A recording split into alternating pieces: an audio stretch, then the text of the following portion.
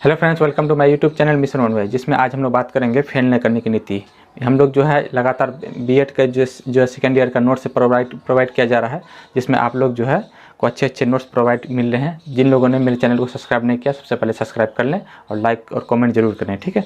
तो आज हम लोग बात करेंगे फेल ना करने की नीति, नो डिटेंशन पॉलिसी। ये क्या होता है, इसको क्यों लाया गया, इसका लाने का क्या कारण था, इसमें क्या क्या प्रयास किया गया, इसके लाभ क्या थे और दोष क्या थे, तो हम लोग इसके बारे में आज देखेंगे अच्छे से। तो एग्जाम में जो क्वेश्चन बचता है, अच्छा ये जो है बीएड सेकेंड ईयर का C9 कोर्स पेपर का जो है क्वेश्चन है, ठीक है। फेल ना करने की नीति से आप क्या समझते हैं बतावें, ठीक है। फेल ना करने की नीति, इसका रूपरेखा में है प्रस्तावना। फेल ना करने की नीति, फेल ना करने की नीति लाने के कारण, फेल ना करने की नीति को समाप्त करने का प्रयास, ठीक है। फेल ना करने की नीति के लाभ, फेल ना करने की नीति के दोष और निष्कर्ष। तो यहाँ पर हम देखेंगे रूपरेखा में जो है इन सभी बातों को लिखा गया है और एक एक करके सबके बारे में विस्तार से चर्चा करते हैं हम लोग, ठीक है। तो हम लोग समझ गए फेल ना करने की नीति की रूपरेखा, ठीक है। तो अब हम लोग देखते हैं प्रस्तावना में। प्रस्तावना में क्या है, हमारे भारत देश में शिक्षा को स्तर के उठाने के लिए कई सारे आयोग को बनाया गया। सही बात है, हमारे देश में जो है कई सारे आयोग को बनाया गया था, जिसमें शिक्षा के स्तर को काफ़ी उठाया गया था, ठीक है। राष्ट्रीय शिक्षा नीति 1968 बनाया गया, राष्ट्रीय शिक्षा नीति फिर 1986 लाया गया, बहुत सारे आयोग को बनाया गया था, ठीक है। इससे पहले अंग्रेजों ने अपने अनुसार शिक्षा के कई तरह के बदलाव कर दिए, जिसमें अंग्रेजी शिक्षा को अधिक बढ़ावा दिया। फिर आज़ादी के बाद कई सारे आयोग जैसे कोठारी आयोग, मुदालियर आयोग, राष्ट्रीय शिक्षा नीति, new national education policy NCF, SSS, सर्व शिक्षा अभियान बनाया गया।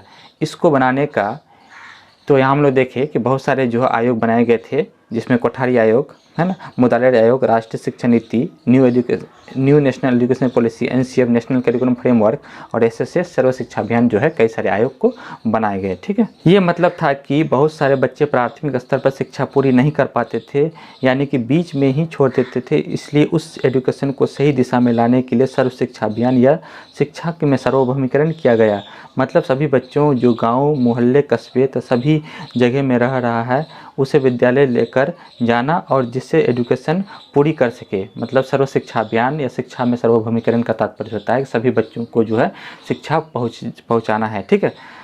लेकिन कई सारे बच्चे कई कारणों से फेल हो जाते हैं, जिससे माता पिता दोबारा पढ़ाना व्यर्थ एवं कई बच्चे पढ़ाई छोड़ देते हैं। इसीलिए आयोगों ने मिलकर एक नीति बनाई, जिसे फेल ना करने की नीति कहा गया। मतलब कई कारणों से जो बच्चा या तो एग्जाम में फेल हो जाते हैं तो बच्चा जो है पढ़ाई छोड़ देते थे, या कई कारणों से जो है बच्चे जो है पढ़ाई जो है छोड़ देते थे। तो उसी कारण से आयोग ने जो है मिलकर एक नीति बनाई, जिसे कहते हैं फेल ना करने की नीति, यानी कि नो डिटेंशन पॉलिसी, ठीक है।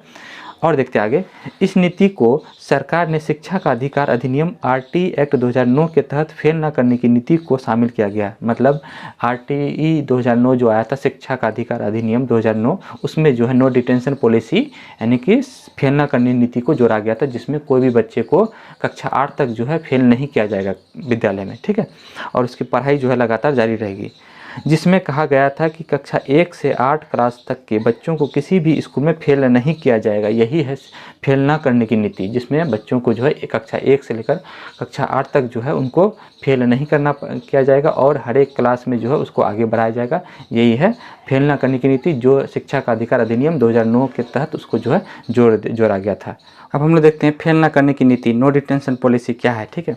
शिक्षा का अधिकार अधिनियम के तहत छात्रों को 8वीं कक्षा तक फेल होने के बाद भी अगली कक्षा में प्रवेश दिया जाता है। मतलब ये था कि शिक्षा का अधिकार अधिनियम के तहत जो है 2009 के तहत ये कहा गया था कि कक्षा 8वीं तक जो है जो भी बच्चे जो है अगर कम अंक लाते हैं तो उसको भी जो है अगली कक्षा में प्रवेश दिया जाएगा, ठीक, उसे फेल नहीं किया जाएगा। इसे ही हम फेल ना करने की नीति यानी नो डिटेंशन पॉलिसी के नाम से जानते हैं, जिसका अर्थ होता है कम अंक लाने पर भी छात्रों को फेल नहीं करना है। यही है इसका मतलब कि कम अंक लाने पर भी जो है छात्रों को फेल नहीं करना, यही है फेल ना करने की नीति। इसमें जो है फेल ना करने की नीति में जो है छात्रों को अगर कक्षा 1 से लेकर कक्षा 8 तक जो है अगर छात्र कम अंक लाते हैं तब भी जो है उनको फेल नहीं करना है, उसको जो है आगे बढ़ाना है, कक्षा जो है आगे बढ़ा देना है, ठीक है।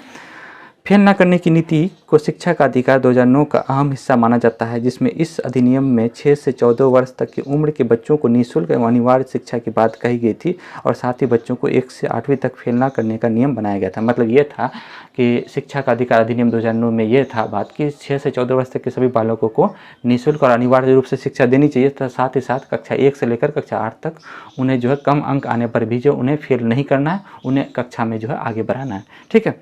अब देखिए इसमें क्या होता है कि लोकसभा में हाल ही में निःशुल्क और अनिवार्य शिक्षा का अधिकार में द्वितीय संशोधन यानी कि आरटी 2009 में जो है फिर से एक बार संशोधन किया गया।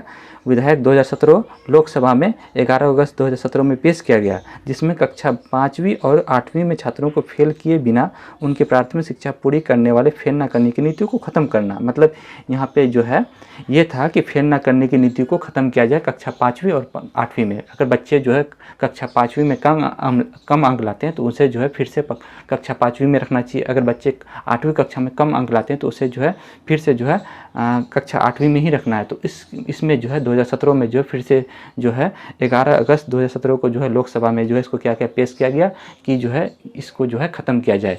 ठीक है, तो हम लोग समझे कि यानी कि आरटी 2009 में जो है शिक्षा का अधिकार अधिनियम में जो है नो डिटेंशन पॉलिसी को जब जोड़ा गया था तो उसमें जो है 1 से लेकर 8 तक जो है सभी बालकों को कम अंक लाने पर भी जो उन्हें अगले क्लास में प्रवेश देना चाहिए। लेकिन उसमें जो है द्वितीय संशोधन किया गया। द्वितीय संशोधन में ये कहा कि कक्षा 5वीं में और 8वीं में जो है अगर बच्चे कम अंक लाते हैं तो उसको जो है इस नो डिटेंशन यानी कि फेल न करने की नीति को ख़त्म कर देना चाहिए, उसी कक्षा में बच्चों को रखना है। ठीक है, इससे मानव संसाधन विकास मंत्रालय से संबंधित संसदीय अस्थायी समिति को भेजा गया। विधायक आरटी एक्ट 2009 को अनुच्छेद 16 का विकल्प लाना चाहता है। अनुच्छेद 16 के तहत स्कूल में भर्ती किसी भी छात्र को प्राथमिक शिक्षा हासिल करने तक फेल या निष्कासित नहीं किया जाता। मतलब यहाँ पे ये भी था कि अनुच्छेद 16 में ये भी बात कही गई थी कि प्राथमिक स्तर तक जो है किसी भी बच्चे को जो है शिक्षा ग्रहण करने से जो है उन्हें रोका नहीं जा सकता है या फेल नहीं किया जा सकता है। यहाँ पे आरटी 2009 की भी बात कही गई थी। कहीं ना कहीं रूप से जो है फेल ना करने की नीति जो है आगे जाके जो है उसमें कई सारे दोष भी मिलते हैं और कई सारे लाभ भी मिलते हैं। तो आगे हम लोग देखते हैं कि फेल ना करने की नीति के क्या क्या लाभ भी मिलेंगे, क्या क्या दोष होंगे। अच्छा, फेल ना नीति के जो है लाने का क्या कारण था, तो इसको हम लोग कारण को पहले देखते हैं। ठीक है, तो फेल ना करने की नीति को लाने के कई कारण थे जो निम्नलिखित हैं। ठीक है, फेल ना करने की नीति हम लोग समझ गए, यानी फेल ना करने की नीति यही था कि कक्षा 1 से लेकर कक्षा 8 तक जो है सभी बालकों को जो है बिना कम अंक लाने पर भी जो है बच्चे जो है अगले कक्षा में प्रवेश कर सकते हैं। ठीक है, यही था फेल ना करने की नीति। कहीं इसमें जो है बहुत सारे दोष भी मिलते हैं। ठीक है, और कुछ लाभ भी होते हैं। तो हम लोग देखते हैं आगे, पहले कारण देख लेते हैं इसका कि causes of take no detention policy क्या है, इसके कारण क्या थे लाने का। वैसे बच्चे जो गाँव में दूर दराज में रहते हैं उन्हें शिक्षा में लाने का प्रयास किया जाए।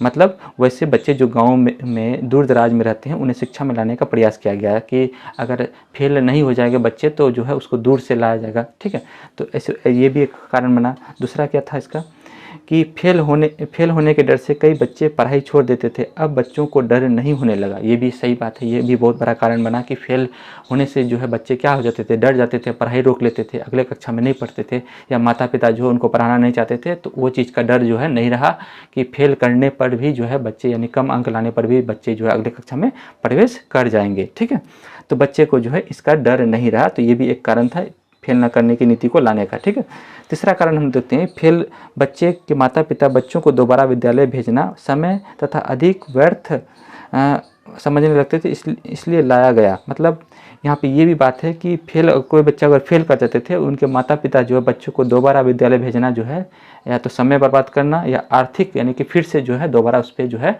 खर्च करना नहीं चाहते थे, आर्थिक जो है पैसे खर्च करना नहीं चाहते थे। इसलिए जो है कहीं बच्चे पढ़ाई से जो है विरोध हो जाए, यानी पढ़ ना सके फेल की वजह से, तो इसलिए जो है नो डिटेंशन पॉलिसी को लाया गया था। ठीक, चौथा है फेल होने से बच्चों में दोबारा पढ़ाई की इच्छा खत्म होती इसलिए लाया गया। अच्छा, ये भी बात है कि अगर बच्चे फेल हो जाते हैं उसका मनोबल कम हो जाता है, धैर्य टूट जाता है कि हम फेल हो गए हैं तो आगे नहीं पढ़ेंगे, है ना। तो इस कारण से भी जो है बच्चे जो है क्या करते हैं कि फेल ना करने की नीति को लाया गया ताकि बच्चे जो है उसका जो है पढ़ाई जारी रखे और दोबारा फेल होने से बच्चे का जो है इच्छा शक्ति क्या हो जाती है, खत्म हो जाती है। तो ये भी एक कारण बना। ठीक है, पाँचवा है शिक्षा के प्रतिशत को बढ़ाने के लिए फेल ना करने की नीति को लाया गया। इससे जो है शिक्षा में लगातार बढ़ोतरी हुई फेल ना करने की नीति से। ठीक है, इस नीति अब छठा क्या है, इस नीति को लाने का यह कारण था कि किसी भी रिसर्च में यह नहीं पाया गया कि यदि कोई बच्चा किसी कक्षा में फेल करता है तो उन्हें उसी कक्षा में रखने में से सुधार करेगा या सीखने की वृद्धि होगा। अच्छा, ये भी एक कारण बना है कि अगर बच्चा को हम लोग फेल कर गया, कोई बच्चा कम अंक लाए, तो अगर उस बच्चे को उसी कक्षा में रखते हैं तो उस बच्चे में जो है किसी प्रकार की वृद्धि नहीं होगी। ठीक है, या फिर जो है किसी प्रकार का सुधार नहीं होगा। तो ये एक जो है कोई रिसर्च में इस तरह का नहीं पाया गया, इसलिए उस बच्चे को अगले कक्षा में प्रवेश दिया जाए। कि उसी कक्षा में रखा जाए, इसलिए नो डिटेंशन पॉलिसी को लाया गया। हम लोग समझ गए बहुत अच्छे से कि फेल ना करने की नीति के जो है लाने के क्या क्या कारण हो सकते हैं।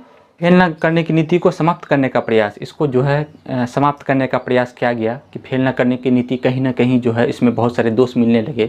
बच्चे जो है कक्षा में आगे बढ़ने लगे, लेकिन वो उसका मानसिक विकास अच्छे से नहीं होने, बच्चे में गुणवत्तापूर्ण शिक्षा नहीं आने लगी। तो इस कारण से जो है फेल न करने की नीति को समाप्त करना जरूरी समझा। ठीक है, दरअसल ऐसा देखा जाता था कि 23 राज्यों में से इस पॉलिसी के कारण शिक्षा का स्तर गिरने की बात सामने में आने लगी। मतलब अगर नो डिटेंशन पॉलिसी लागू होता है तो ऐसा देखा गया कि शिक्षा का स्तर गिरने लगा। बच्चे तो पास होने लगे, लेकिन शिक्षा में जो है उनकी गुणवत्ता नहीं होने, बच्चा सीख नहीं रहे थे, कम अंक ला रहे थे, फिर भी बच्चा अगली कक्षा में प्रवेश जा रहे थे, तो बच्चे में जो है शिक्षा की गुणवत्ता कम हो गई। तो जो बात सरकार के समक्ष रखी गई, जिससे संशोधित बिल के तहत अब 5वीं और 8वीं कक्षा में अच्छा प्रदर्शन नहीं करने पर छात्रों को एक और मौका दिया जाएगा। अच्छा, ये बात जो रह गया था कि कक्षा 5वीं और कक्षा 8वीं में यदि बच्चा कम अंक लाते हैं तो उन्हें जो है एक बार और जो है परीक्षा में बैठाया जाएगा।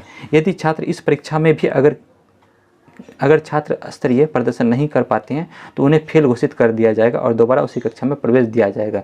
अच्छा, ये सुधार किया गया कि अगर बच्चा दोबारा एग्जाम देता है, कुछ दिनों बाद जो है कम अंक लाए तो बच्चा जो है फिर कुछ दिन बाद दोबारा एग्जाम देता है, तो उसमें भी अगर बच्चे फेल कर जाते हैं तो उसको जो उसी कक्षा में फिर से जो है रखा जाएगा।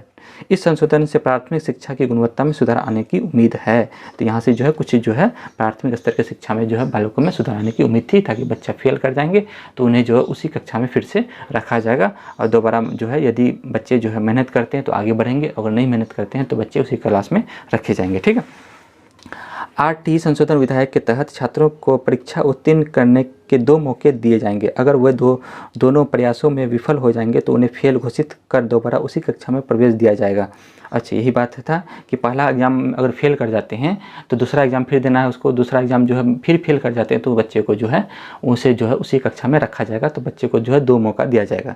ठीक, छात्रों के साथ भेदभाव नहीं किया जाएगा, लेकिन यदि वह सीखने में नाकाम रहते हैं तो शिक्षक छात्र को उसी कक्षा में प्रवेश देने के अलावा कोई विकल्प नहीं होगा। मतलब ऐसा नहीं कि छात्रों के साथ किसी प्रकार का भेदभाव रखा जाएगा। मतलब अगर बच्चे जो है कम अंक लाते हैं या बच्चे जो है सीखने में नाकाम रहते हैं या बच्चे सीख नहीं पाते हैं तो उसे जो है उसी कक्षा में रखा जाएगा। ठीक, अतः अप्रैल 2010 में RT अधिनियम की शुरुआत के बाद से 1 से 8वीं तक के छात्र फेल नहीं हुआ था, लेकिन इस अभ्यास ने शिक्षा के खराब स्तर के लिए इस आलोचना का शिकार बना गया, इसलिए इस नीति को समाप्त करने का मोहर लग गई। मतलब ये था कि 1 से 8वीं तक जो है बच्चे फेल नहीं कर रहे थे, बच्चे सिर्फ आगे बढ़ रहे थे, उम्र बढ़ रहा था, बच्चे आगे बढ़ रहे थे, लेकिन उसका मानसिक विकास नहीं हो रहा था। ठीक है, और शिक्षा की गुणवत्ता में बहुत ज़्यादा कमी हो गई थी, इसलिए नो डिटेंशन पॉलिसी को जो है ख़त्म करना पड़ा। ठीक है, मोहर लग गई। फेल न करने की नीति के लाभ, अब इसमें लाभ क्या क्या थे ये भी देख लीजिए आप लोग। Advantage of no detention policy, fail न करने की नीति के निम्नलिखित लाभ हैं। अब देखो क्या क्या लाभ हुए इससे। इसका ये लाभ है कि जितने भी स्टूडेंट हैं वह बिना डर से स्कूल जाएंगे, यह सोचकर कि 8वीं कक्षा तक तो हम पास ही हो जाएंगे।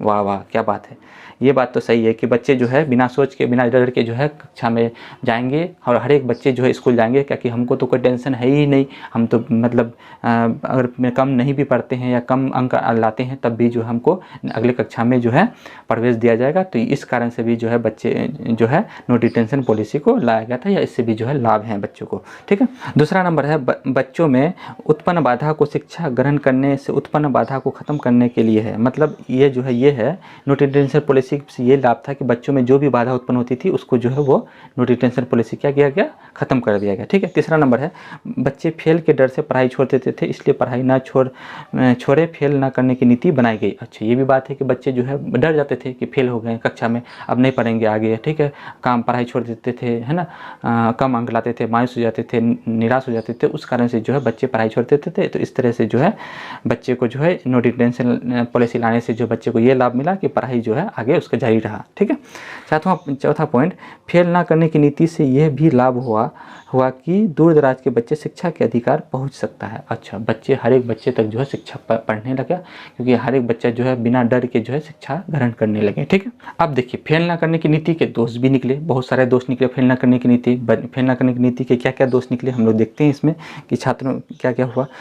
Defects of no detention policy, इसके क्या क्या दोष निकले। फेल ना करने की नीति के को लाने से कई सारे दोष उत्पन्न हो गए। ठीक है, देखिए पहला दोष क्या है, प्राथमिक स्तर पर शिक्षा का स्तर निम्न होने लगा। सही बात है कि प्राथमिक स्तर तक यही बात था कि कक्षा 1 से कक्षा 8वीं तक जो है बिना कम अंक लाए जो है बच्चे पास करना है, तो शिक्षा का स्तर में कमी आ गया। बच्चे कक्षा में केवल आगे बढ़ रहे थे, उनका मानसिक वृद्धि नहीं हो रहा था। ठीक है, तीसरा में था, इस नीति के द्वारा छात्रों में भेदभाव उत्पन्न हो गया। इस छात्रों में जो है क्या होने लगे, भेदभाव होने लगे इस नीति के लाने से। ठीक है, फेल न होने से बच्चों में प्रतिभाओं का अभाव होने लगा। बच्चे जो है प्रतिभाशाली कम होने लगे, बच्चे जो है कम शिक्षित होने लगे, प्रतिभा का उनमें जो है निखार होने नहीं लगा। बच्चे में जो है अपने बच्चे जो के अंदर छिपी जो है प्रतिभाओं को जो है बाहर नहीं निकाला जा रहा था।